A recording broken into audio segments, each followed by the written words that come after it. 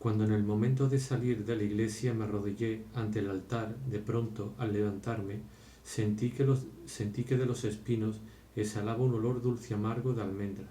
y sobre las flores vi entonces unas zonas pequeñas más claras, bajo las que me figuré que debía de estar escondido aquel olor, como bajo las partes gratinadas el gusto de una torta o bajo sus pecas el de las mejillas de Mademoiselle Bintot. Pese a la callada inmovilidad de los espinos, aquel olor intermitente era como el murmullo de su intensa vida, con el que el altar vibraba como un seto agreste visitado por vivientes antenas, en las que hacían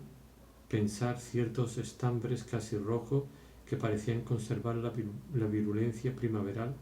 el poder irritante de insectos ahora metamorfoseados en flores. Al salir de la iglesia, delante del pórtico, hablábamos un momento con Monsieur Bintot. Terciaba entre los chiquillos que se peleaban en la plaza, asumía la defensa de los pequeños, sermoneaba a los mayores. Si su hija nos decía con su vozarrón que se había alegrado mucho de vernos, enseguida parecía como si dentro de ella una hermana más sensible se ruborizara por las palabras de muchacho aturdido que hubieran podido hacernos pensar que podía ser invitada a nuestra casa. Su padre le echaba una mantilla sobre los hombros, subían a un pequeño buggy que ella misma guiaba, y ambos regresaban a Montauban. A nosotros, como al día siguiente era domingo y no teníamos que levantarnos hasta la hora de misa mayor, si había luna y el aire era cálido, en lugar de hacernos volver directamente a casa, mi padre, por amor a la gloria, nos llevaba a dar por el Calvario un largo paseo que la escasa actitud de mi madre para orientarse y reconocer el camino consideraba la proeza de un genio estratégico. En ocasiones íbamos hasta el viaducto, cuyos largos pasos de piedra empezaban en la estación y significaban para mí el exilio y la angustia fuera del mundo civilizado, porque todos los años, al venir de París, nos recomendaban que tuviésemos cuidado, una vez en Combray, de no dejarnos pasar la estación, de prepararnos con tiempo, porque el tren solo paraba 2 minutos para aventurarse luego por el viaducto más allá de los países cristianos, cuyo límite extremo marcaba Combray para mí. Volvíamos por el bulevar de la estación, donde estaban las villas más agradables de la comuna. En todos los jardines el claro de luna sembraba, como Hubert Robert, sus escalones resquebrajados de mármol blanco, sus surtidores de aguas, sus verjas entreabiertas. Su luz había destruido la oficina del telégrafo. Solo quedaba una columna medio rota que conservaba sin embargo la belleza de una ruina inmortal. Yo arrastraba las piernas, me caía de sueño. El aroma de los tiros que inundaba el aire me parecía una recompensa que solo podía alcanzarse a costa de las mayores fatigas y que no merecía la pena. En cancelas lejanísimas unas de otras, perros despertados por nuestros pasos solitarios alternaban ladridos como los que a veces todavía oigo por la noche y entre los que debió de ir cuando en el jardín público de Combray se creó su emplazamiento a refugiarse el bulevar de la estación, porque donde me encuentre, cuando empiezan a sonar y responderse, vuelvo a verlo, como sus tiros y su acera iluminada por la luna. De repente mi padre nos paraba y preguntaba a mi madre, ¿dónde estamos? Agotada por la caminata, pero orgullosa de él, le confesaba llena de ternura que no tenía la más remota idea. Él se encogía de hombros y reía. Luego, como si lo hubiese sacado del bolsillo de su chaqueta junto con la llave, nos mostraba delante de nosotros la puertecita trasera de nuestro jardín, que había venido con la esquina de la calle du Saint-Esprit, a esperarnos al final de aquellos desconocidos caminos. Mi madre le decía con admiración: «Eres extraordinario», y a partir de ese instante yo no tenía ya que dar un solo paso. El suelo caminaba por mí en aquel jardín donde hacía tanto tiempo mis actos habían dejado de acompañarse de atención voluntaria. El hábito acudía a tomarme en sus brazos y me llevaba hasta la cama como a un niño pequeño. Aunque la jornada del sábado, que empezaba una hora antes y en la que se veía privada de François, pasase más lenta que cualquier otra para la tía, esperaba impaciente sin embargo su vuelta desde el inicio de la semana, como si contuviese toda la novedad y distracción que su cuerpo debilitado y maníaco fuera todavía capaz de soportar. Y no es que algunas veces no aspirara a un cambio mucho mayor, ni que careciese de esos momentos excepcionales en que se tiene sed de algo distinto a lo existente, y en que aquellos a quienes la falta de energía o de imaginación impide sacar de sí mismo un principio de renovación, piden al minuto que llega al cartero que llama traerles algo nuevo, aunque sea peor, una emoción, un dolor, en que la sensibilidad, que la dicha cayó como a un arpa indolente, quiere resonar al contacto de una mano, aunque sea brutal y aunque deba acabar rota, en que la voluntad, a la que tanto ha costado conquistar el derecho a dejarse llevar sin obstáculo por sus deseos, por sus penas, querría soltar las riendas en manos de acontecimientos imperiosos, aunque fuesen crueles, indudablemente como las fuerzas de la tía, que se agotaban a la menor fatiga, solo se recuperaban gota a gota gracias al descanso. El depósito tardaba mucho en llenarse, y pasaban meses antes de que tuviera ese ligero sobrante que otros acumulan en la actividad, y que ella era incapaz de conocer y decidirse a utilizar. No dudo de que entonces, lo mismo que el deseo de sustituirlo por patatas con bechamel terminaba naciendo, al cabo de algún tiempo, del placer mismo que le causaba el retorno cotidiano del puré del que nunca se cansaba, de la acumulación de aquellos días monótonos que tanto le gustaban, la tía sacase la esperanza de un cataclismo doméstico limitado a la duración de un instante, que la obligaría sin embargo a realizar de una vez por todas uno de esos cambios que habrían sido, lo admitía, saludables para ella, y a los que no podía decidirse por sí sola. Queriéndonos de veras, le habría gustado llorarlos, y de llegar en un momento en que se encontrara bien y no tuviese aquellos sudores suyos la noticia de que la casa era presa de un incendio en el que ya habíamos muerto todos, y que pronto no quedaría piedra sobre piedra, pero del que ella hubiera tenido tiempo suficiente para escapar sin prisa, a condición de levantarse rápidamente de la cama. Debió de obsesionar con frecuencia sus esperanzas, porque unía a las ventajas secundarias de permitirle saborear en un largo momento todo su cariño por nosotros y de provocar el pasmo del pueblo presidiendo nuestro duelo, animosa y abrumada, moribunda de pie, aquel otro bien mucho más precioso de obligarla en el momento oportuno, sin tiempo que perder, sin posibilidad de irritantes vacilaciones, a ir a pasar el verano a su bonita finca de Mitruguén, donde habría un salto de agua. Como nunca había ocurrido ningún suceso de este tipo, con cuyo éxito fantaseaba con toda seguridad cuando estaba sola y absorta en sus innumerables solitarios, y que la hubiesen sumido en la desesperación al primer atisbo de cumplimiento efectivo, al primero de esos menudos hechos imprevistos, de esa palabra que anuncia una mala noticia y cuyo acento ya nunca puede olvidarse, de todo lo que lleva la huella de la muerte real, tan diferente de su posibilidad lógica y abstracta, se conformaba, para hacer de cuando en cuando más interesante su vida, con introducir en ella peripecias imaginarias que seguía apasionadamente. Se divertía suponiendo de pronto que François le robaba y que ella recurría a la astucia para cerciorarse, que la pillaba infragante, acostumbrada,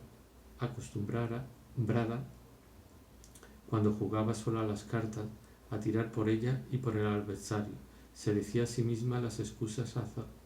azaradas de François y las replicaba con tanto ardor e indignación que si uno de nosotros entraba en esos momentos la encontraba bañada en sudor, con los ojos centelleantes y los postizos descolocados hasta dejar de ver su frente calva. Quizás desde el cuarto vecino François oía a veces mordaces sarcasmos dirigidos contra ella y cuya invención no hubiese aportado suficiente alivio a mi tía de haber quedado en estado puramente inmaterial, y si murmurándolos a media voz no les hubiese dado más realidad. En ocasiones, ni siquiera aquel espectáculo en una cama le parecía suficiente a la tía. Pretendía llevar a la escena su comedia, y así, un domingo, con todas las puertas misteriosamente cerradas, confiaba a Eulalie sus dudas sobre la probidad de François, su intención de deshacerse de ella, y en otra ocasión a François sus sospechas de la infidelidad de Eulalie, a quien pronto cerraría su puerta. Pocos días más tarde estaba harta de su confidente de la víspera y se conchavaba con la traidora. Por lo demás, una y otra intercambiarían los papeles en la próxima representación, mas las sospechas que de vez en cuando podían inspirarle Eulalie solo eran una llamada de paja y desaparecían al instante por falta de alimento, dado que Eulalie no vivía en la casa. No sucedía lo mismo con las que despertaba François, a quien la tía sentía perpetuamente bajo el mismo techo, sin que, por temor a coger frío si salía de la cama, se atreviese a bajar a la cocina para saber si eran fundadas. Poco a poco su mente no tuvo otra ocupación que tratar de adivinar qué era lo que en todo momento podía estar haciendo y tratando de ocultarle François. Observaba los gestos más furtivos de su fisonomía, una contradicción en sus palabras, un deseo que parecía disimular, y decía ver que la había desenmascarado, con una sola palabra que ponía pálida a François y que, al hundirse en el corazón de la desdichada, parecía proporcionar a la tía una diversión cruel. Y el domingo siguiente, una revelación de Eulalie, como esos descubrimientos que de pronto abren un campo insospechado a una ciencia naciente que se arrastraba en el polvo, demostraba a la tía que se había quedado muy por debajo de la verdad en sus suposiciones, pues François debería saberlo ahora que usted le ha dado un coche. ¿Que yo le he dado un coche?, exclamaba la tía. No sé, yo creía que hace un momento la he visto pasar en calesa, orgullosa como Artaban, camino del mercado de Roussainville. Había pensado que era Madame Octave quien se lo había dado. Poco a poco, François y la tía, como el animal y el cazador, no hacían otra cosa que tratar de prevenir las trampas mutuas. Mi madre tenía miedo de que en François se desarrollase un verdadero odio hacia la tía, que la ofendía con toda la dureza de que era capaz. Lo cierto es que François presentaba una atención extraordinaria y cada vez mayor a las menores palabras, a los menores gestos de la tía. Cuando tenía algo que pedirle, dudaba mucho tiempo sobre la forma en que debía hacerlo, y cuando había proferido su demanda, observaba a hurtadillas a la tía, tratando de adivinar por la expresión de la cara lo que ésta había pensado y decidiría, y así, mientras que cualquier artista que, leyendo las memorias del siglo XVII y deseando acercarse al gran rey, cree caminar por esa vía forjándose una genealogía que lo hace descender de una familia histórica o manteniendo correspondencia con uno de los soberanos actuales de Europa, vuelve la espalda precisamente a aquello que erróneamente busca bajo formas idénticas y por tanto muertas. Una vieja dama de provincias que no hacía sino obedecer sinceramente a manías irresistibles y a una maldad hija del ocio, veía, sin haber pensado nunca en Luis XIV, que las ocupaciones más insignificantes de la jornada regia, referidas a su despertar, a su colocación, a su descanso, cobraban por su singularidad despótica un poco del interés de lo que Saint-Simon llamaba la mecánica de la vida en Versailles, y también podía creer que sus silencios, un toque de buen humor o de altanería en su rostro eran para François objeto de un comentario tan apasionado y temeroso como el silencio, el buen humor y la altivez del rey cuando un cortesano o incluso uno de los mayores señores le había entregado un memorial en el recodo de una alameda en Versalles. Un domingo en que la tía había recibido la visita simultánea del cura y de Eulalie, y luego se había acostado, subimos a darle las buenas noches y mamá presentó sus condolencias por la desdichada circunstancia de que sus visitantes llegasen siempre a la misma hora. Sé que las cosas han vuelto a salir mal esta tarde, Leonie, le dijo con dulzura. Todo el mundo ha venido a verla al mismo tiempo. Frase que la tía abuela interrumpió con una abundancia de bienes, porque desde que su hija estaba enferma creía deber suyo animarla, presentándole todo siempre por el lado bueno. Pero tomando la palabra, mi padre dijo: quiero aprovechar que toda la familia está reunida para contaros una cosa sin tener que repetírsela a cada uno. Me temo que Legradin está enfadado con nosotros. Apenas si me ha saludado esta mañana. No me quedé a oír el relato de mi padre, porque precisamente estaba yo con él después de misa cuando nos habíamos encontrado con Monsieur Legradin, y bajé a la cocina a preguntar por el menú de la cena, que todos los días me entretenía como las noticias que leemos en un periódico y me excitaba como al programa de una fiesta. Cuando Monsieur Legradin pasó a nuestro lado al salir de la iglesia, acompañando a una castellana de la vecindad que sólo conocíamos de vista, mi padre le había dirigido un saludo amistoso y reservado a la vez, pero sin detenerlo. Monsieur Legradin apenas había respondido, con aire extrañado, como si no nos reconociese, y con esa perspectiva de la mirada peculiar de las personas que no quieren ser amables y que, desde el fondo repentinamente retraído de sus ojos, parecen veros como al final de un camino interminable y a distancia tan grande que se contenta con haceros un minúsculo gesto de cabeza, proporcionado a vuestras dimensiones de marioneta. Pero la dama a la que Legradin acompañaba era una persona virtuosa y de buena reputación. No podía tratarse de una aventura ni de que él se sintiese molesto por verse sorprendido, y mi padre se preguntaba de qué modo había podido irritar a Legradin. Lamentaría mucho haberle ofendido, dijo mi padre, sobre todo porque, con su chaqueta recta y su corbata floja, en medio de todo ese gentío endomingado, tiene un no sé qué tan poco afectado, tan auténticamente sencillo, y un aire casi ingenuo que resulta muy simpático. Pero el Consejo de Familia expresó la unánime opinión de que solo eran figuraciones de mi padre, o que en ese momento Legradin estaba absorto en alguna idea. Además, los temores de mi padre se disiparon al día siguiente, cuando regresábamos de una larga caminata. Vimos junto al puente viejo a Legradin, que debido a las fiestas se quedaba varios días en Combray. Se adelantó a nuestro encuentro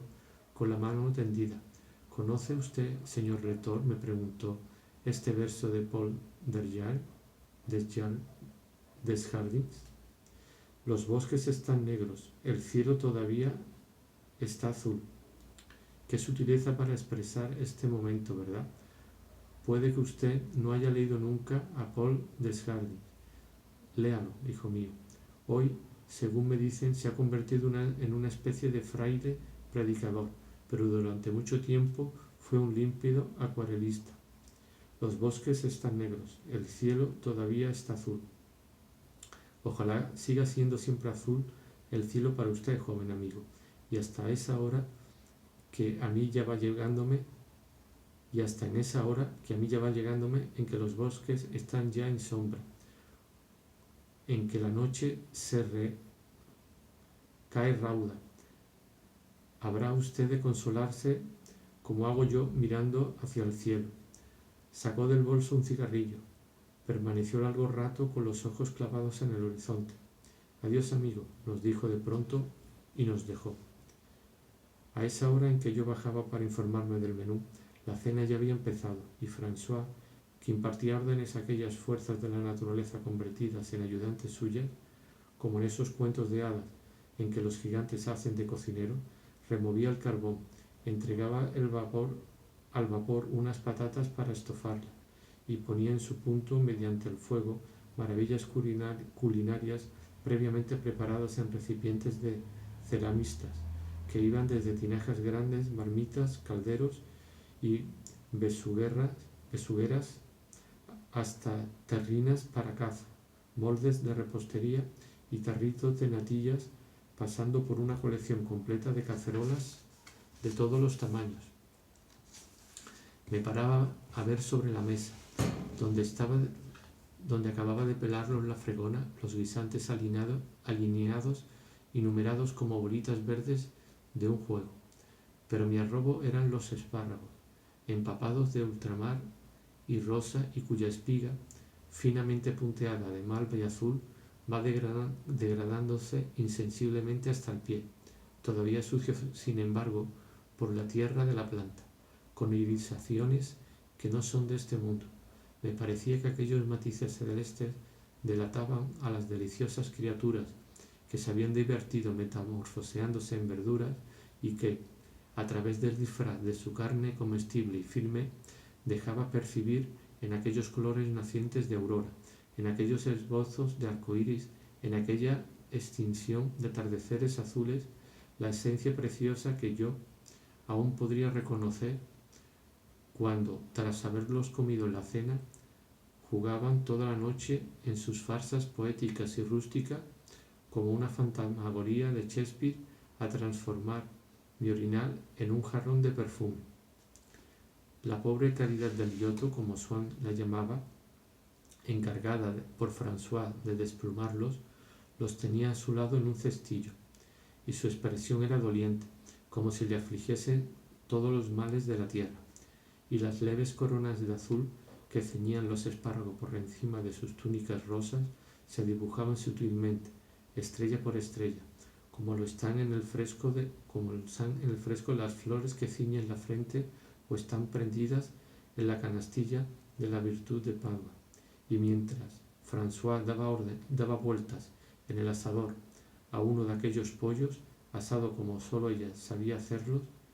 que habían derramado por todo Comprey la fragancia de sus méritos, y que, mientras nos lo servía en la mesa, hacía prevalecer la dulzura en mi especial concepción de su carácter, porque el aroma de aquella carne que ella sabía hacer tan untuosa y tierna no era para mí otra cosa que el perfume mismo de una de sus virtudes. Pero el día en que bajé a la cocina mientras mi padre consultaba el consejo de familia sobre el encuentro con Legrady, era uno de esos en que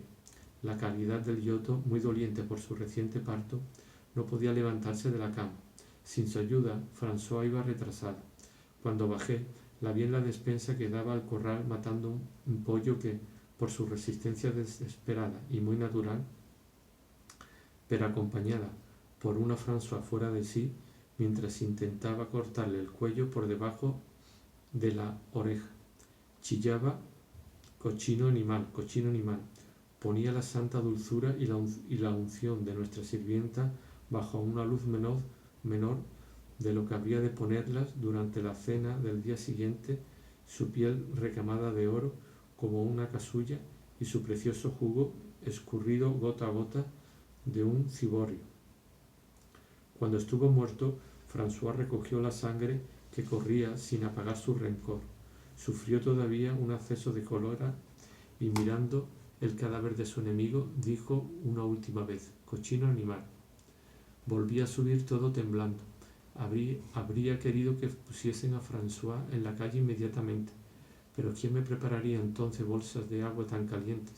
un café tan aromado e incluso aquellos pollos? En realidad,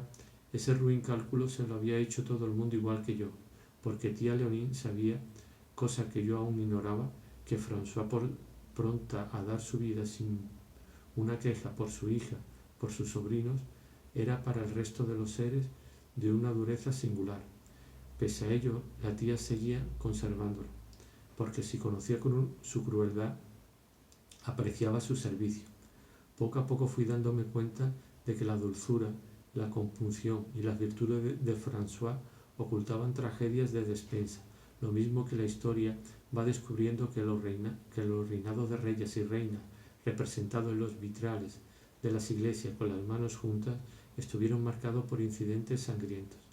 Me di cuenta de que, dejando a un lado a su parentela, los seres humanos excitaban más su compasión por las desgracias cuanto más lejos de ella vivían. Los torrentes de lágrimas que derramaba leyendo en un periódico las desdichas del desconocido se secaban pronto si podía imaginarse a la víctima de una forma algo más concreta. Una de las noches que siguieron al parto, la fregona sufrió unos cólicos atroces. Mamá oyó sus lamentos, se levantó y despertó a François, quien, insensible, declaró que todos aquellos chillidos eran pura comedia, que pretendía dárselas de señora. El médico, temiendo aquellas crisis, había puesto una señal en un libro de medicina que teníamos en casa, en la página donde estaban descritas y a la que nos había remitido para encontrar las indicaciones de los primeros cuidados. Mi madre envió a François en busca del libro recomendándole que no perdiera la señal. Al cabo de una hora François no había vuelto. Indignada, mi madre pensó que se había acostado de nuevo y que había dicho y me dijo que fuera yo mismo a mirar en la biblioteca. Allí encontré a François, que había querido ver qué decía la página marcada. Leía la descripción clínica de la crisis y sollozaba ahora que se trataba de una enfermedad tipo que ella desconocía. A cada síntoma doloroso mencionado por el autor del tratado, exclamaba: ¡ay, Virgen Santa! ¿Es posible que el buen Dios quiera hacer sufrir tanto a una desdichada criatura? ¡Ay, la pobre! Pero en cuanto la llamé y en cuanto volvió junto a la cama de la cavidad del yoto, sus lágrimas cesaron de correr al punto. Ya no pudo sentir ni aquella agradable sensación de piedad y ternura que también conocía y que la lectura de los periódicos le había proporcionado tantas veces, ni ningún otro placer de la misma familia, molesta e irritada por haber sido levantada en mitad de la noche por culpa de la fregona, y a la vista de los mismos sufrimientos cuya descripción la habían hecho llorar únicamente, reaccionó con gruñidos de mal humor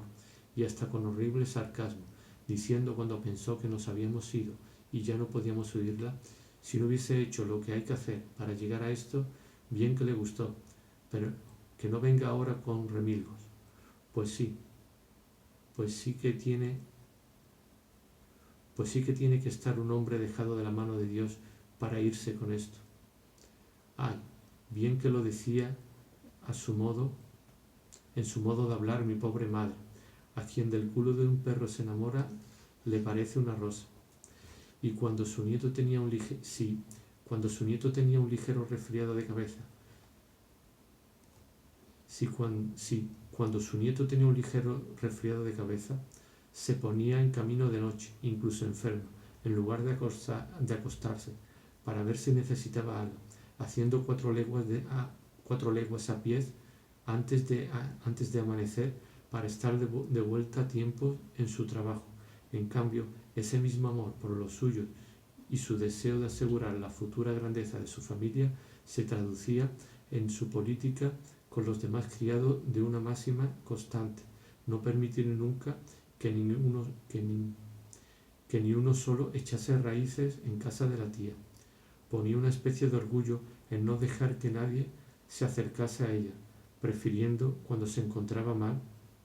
levantarse ella misma para darle su agua de vichy antes que consentir a la fregona el acceso al cuarto del ama.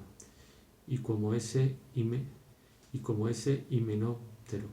estudiado por Fabre, la abeja excavadora, que para asegurar a sus crías después de su propia muerte carne fresca que comer, llama a la anatomía en ayuda de su crueldad y, tras capturar gorgojas y arañas, les atraviesa con una sabiduría y una habilidad maravillosa, el centro nervioso del que depende el movimiento de las patas, pero no las demás funciones de la vida, de modo que el insecto paralizado, junto al que deposita sus huevos, proporciona las larvas. Cuando salgan, carne dócil, inofensiva, incapaz de fuga o de resistencia, pero en modo alguno podrida, François lleva para secundar su permanente voluntad de volver insoportable la casa para cualquier criado, artimañas tan sutiles y tan despiadadas que, muchos años más tarde, descubrimos que si aquel verano habíamos comido casi todos los días espárragos, era porque su olor provocaba en la pobre fregona encargada de limpiarlo unos ataques de almas tan violentos que hubo de terminar marchándose. Pero definitivamente debíamos cambiar de opinión respecto a Legrand. Uno de los domingos siguientes al encuentro en el Puente Viejo, tras el que mi padre se había visto obligado a confesar su propio error, cuando la misa estaba terminando y con el sol y los ruidos de fuera entraban en la iglesia una cosa tan poco sagrada que Madame Goupil y Madame Percepied,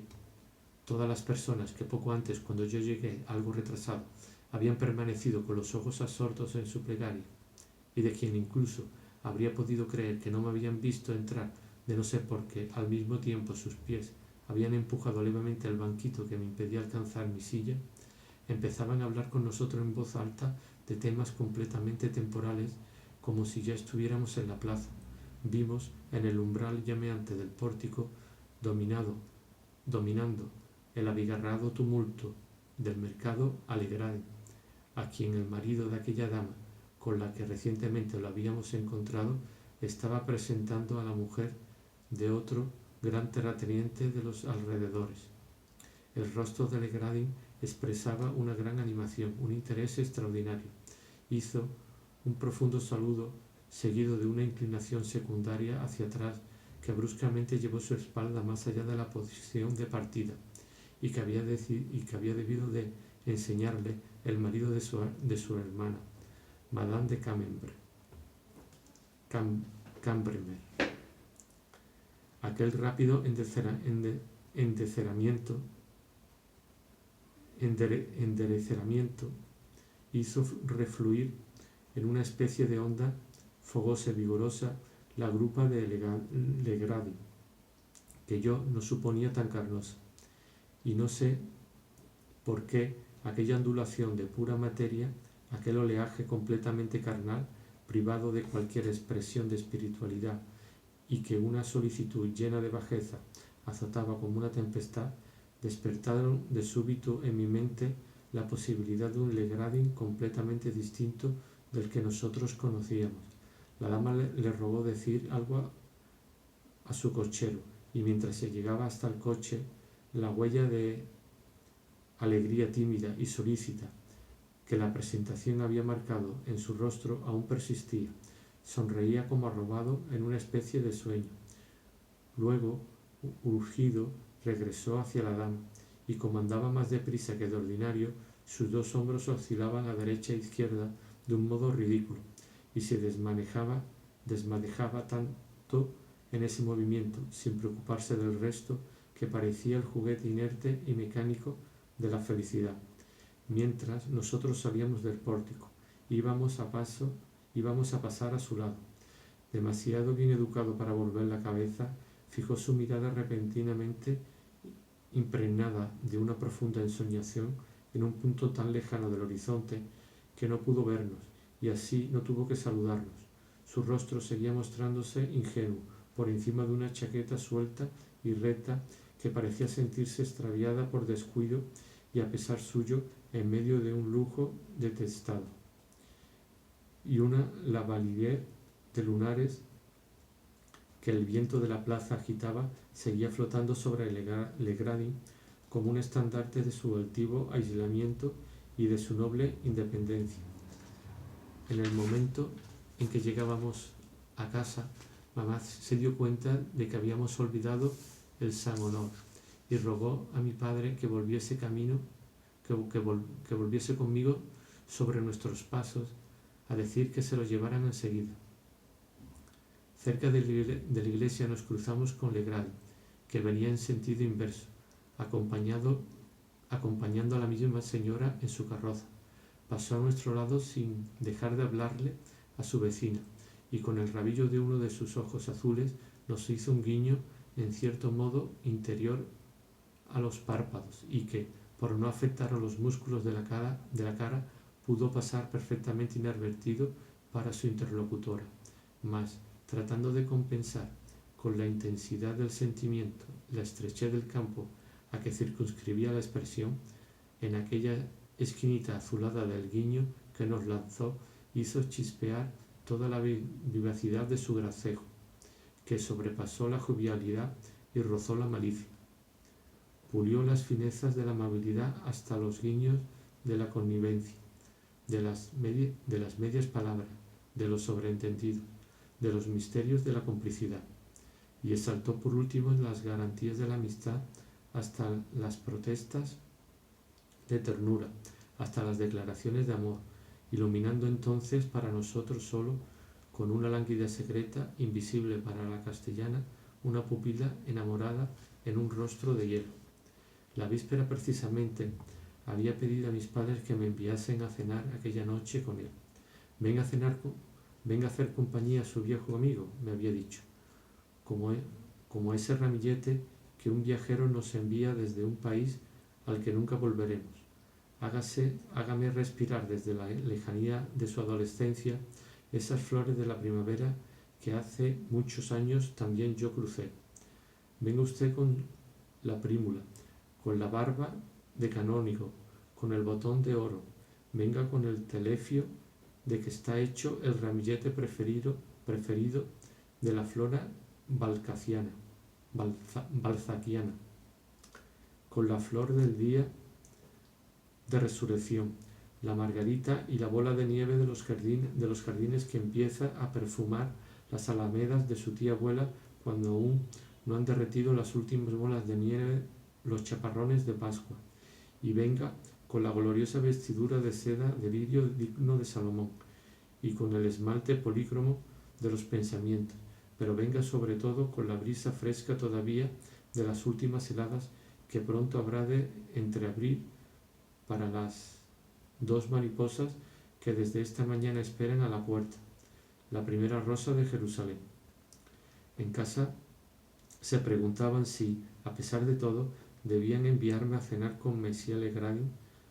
pero la abuela se negó a creer que estuviera siendo descortés. Habrán de admitir que aquí viene vestido con mucha sencillez y no como hombre de mundo, sostenía en cualquier caso, y poniéndose lo peor, si lo había sido, más valía aparentar no habernos dado cuenta. A decir verdad, mi propio padre, que sin embargo era el más irritado con el comportamiento de Legrand, tal vez alimentaba una última duda sobre el sentido que implicaba. Era como cualquier actitud o acción que revela el carácter profundo y secreto de alguien. No mantiene lazo alguno con sus palabras anteriores. No podemos verlas confirmadas por el testimonio del culpable que nos ha de confesar. Debemos contentarnos con el de nuestros sentidos, a los que preguntamos, ante este recuerdo aislado e incoherente, si no han sido juguetes de una ilusión, de suerte que actitudes semejantes, las únicas que tienen importancia, nos dejan con frecuencia ciertas dudas. Cené con Legrand en su terraza. Había claro de luna. Qué deliciosa claridad del silencio, ¿verdad?, me dijo. Para los corazones heridos como lo está el mío, un novelista que usted leerá un día sostiene que sólo conviene la sombra y el silencio. En realidad, hijo mío, llega en la vida un momento del que usted todavía está muy lejos, en el que los ojos cansados no soportan más que una luz, la de una hermosa noche como esta, preparada y destilada con la oscuridad, en la que los oídos ya no pueden escuchar otra música que la que toca el claro de luna sobre la flauta del silencio.